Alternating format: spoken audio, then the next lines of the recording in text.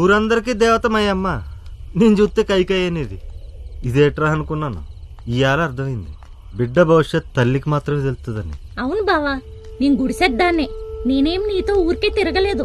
నీకు చాలా సార్లు ఛాన్స్ ఇచ్చాను, నువ్వు యూజ్ చేసుకోలేదు. వాడెవడో యూజ్ చేసుకున్నాడు.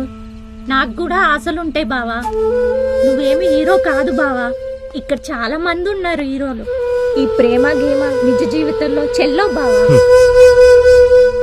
ప్రేమ గురించి మాట్లాడే అర్హత నీకు లేదే. ప్రేమ అంటే ఏంటో తెలుసా?